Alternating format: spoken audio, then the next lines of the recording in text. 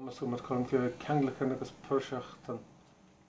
name is Seán Riain and I'm an Irish diplomat on secondment to the European Commission, where I have charge of the Irish version of the Commission's website, and I was nominated onto the platform for multilingualism by the EEU, the European Esperanto Union, and we have basically one central point that we're promoting on the platform, that is the use of short Esperanto courses to improve language learning in general and to raise language consciousness. There are 4 schools in Britain in a programme called Springboard for Languages over the past 5 years.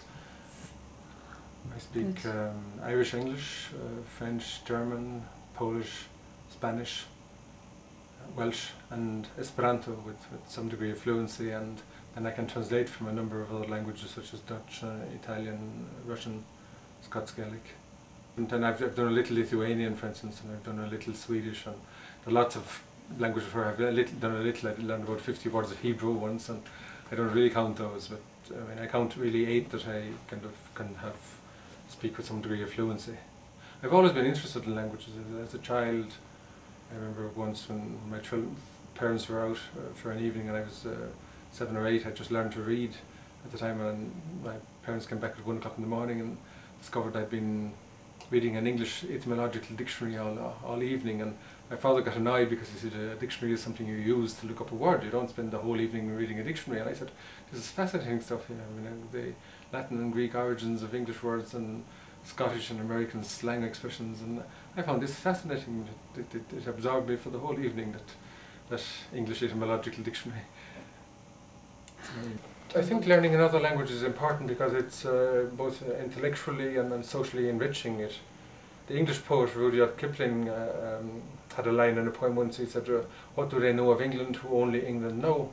And I would paraphrase that by saying, what do they know of English who only English know? Because those who can compare English to another language, who've learned a second language well, any second language, they can have a deeper knowledge of English than those who speak English and only English. So I think it's an enriching experience, and it gives even a better grasp of the mother tongue in each case. And it can be real fun. I mean, this little book that I did for Irish is fantastic, for instance. I adapted this from Welsh, and it was quite popular because it's learning Irish through cartoons, basically. But I think it's a lot of fun, really, and it can be very enjoyable, and sometimes courses can devote too much time to grammar, and it can be drudgery, it can be very difficult. But if you look at it, something as fun and immediate communication, my own children, for instance, they didn't learn the past subjunctive, they didn't get bogged down on irregular genitives or something. They actually used language to communicate from the beginning. They saw it as something which enriched them, and they never once objected to learning a new language. They said, no, this is it's opening another door and a new fascinating world, so it's fantastic, and they've said that it's really enjoyable and enriching. My wife is Swiss, French-speaking Swiss, so we always speak French together, and our 2 daughters, teenage daughters, I've always spoken Irish to them from birth, and my wife speaks French to them. They go to the European school where they're in the English language stream in school, and they speak German as a second language because we live in Berlin for 4 years, so our daughters study economics, history and geography through German, and they do the other subjects through English, and then they have Irish and French lessons. And one of them, our second daughter, decided to learn Spanish as well, so she did 2 years of Spanish. But they see no problem in it. They pick up languages easily, and they enjoy speaking them. And their mother, the fact that Suzanne is quite fluent in French, German and English, and has a good knowledge of Polish and some knowledge of Irish, and is quite fluent in Esperanto as well. So she doesn't have the same maybe passion for languages as I have. She's more a practical woman. She kind of uses whichever is the most practical language, uses Esperanto.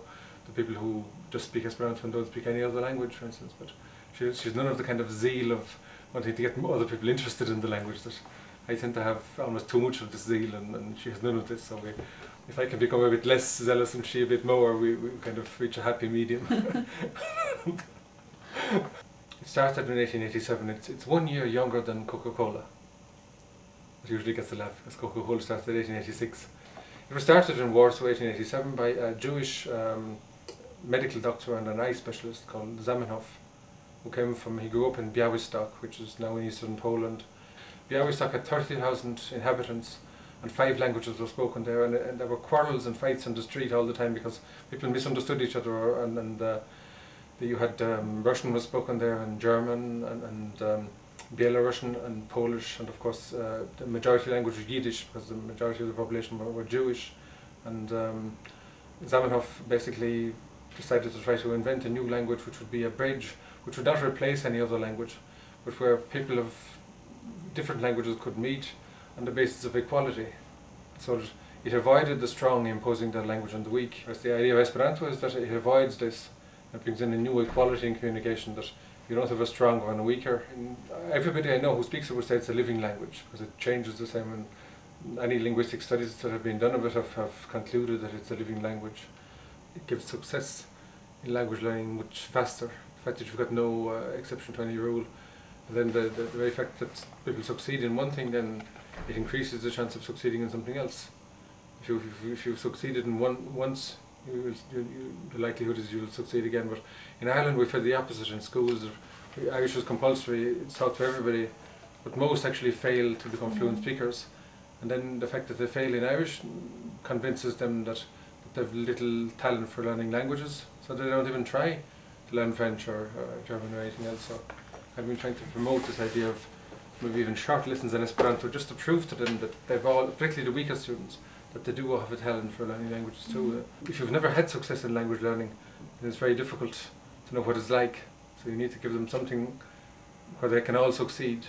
It's like kind of starting to ski in a gentle slope where they'll all succeed in the beginning, and then put them onto the more difficult slopes later. But if you start them on the most difficult slope where they all fall and none of them succeed, then all you do is you convince them that, well, I can't ski, I'll never be able to ski. I tried once and I fail all the time. It's far too difficult. I can't do it. So when I worked in the Irish Embassy in Berlin, the Irish government decided to seek official status for the Irish language. I had a very good friend who was a high-ranking German diplomat. He's a native speaker of Esperanto. He always spoke Esperanto to his father, so I got to know him through the Esperanto movement. But then I was able to meet him right away and put the case to him for official status for Irish, and 2 days later he was able to write to me saying that he had checked with all the relevant people within the German system, and yes, Germany would support Ireland's request for official EU status for the Irish language, and it meant that when the Irish government began the campaign of convincing other governments to support official status for Irish, we could start by saying that Germany is already supporting us. And this sort of was a real big help, and it kind of shows. Some people say Esperanto as the enemy of other languages, as the enemy of multilingualism, but there was a specific case where it was actually quite a practical help to getting a new status for the Irish language. Seán an fáinne óir agus cílann se sin gohfuil gaeilge gom agus gur mailm gaeilge leabhart mar sin aon duine ag an fáinne mar sin tása go bhfuil duine as a gáir go féidir le gaeilge leabhart leo agus gohfuil an gaeilge cá.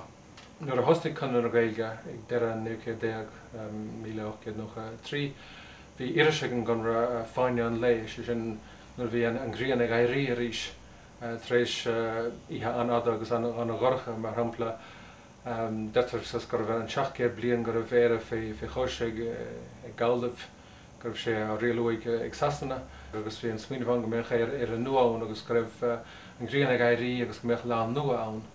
Is brálum teangacha ar má iad na teangacha. Mi amas lingmhain, j'aime les langues, ich liebe Sprachen, kocham języki, me gustam las idiomas, ruin hofi jaithoid. Ja lubię języki. Ich hou van talen. As you know, the European anthem, the Ode to Joy, Schiller, Beethoven's music, doesn't have official words, only the music is official.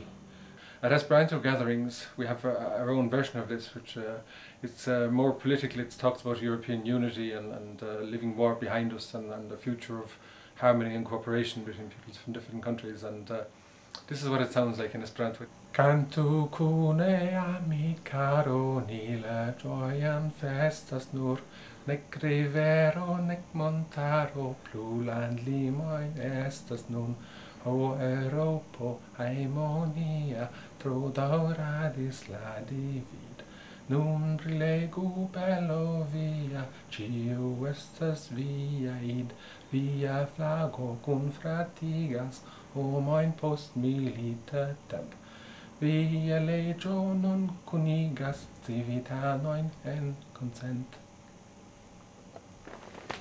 That's good.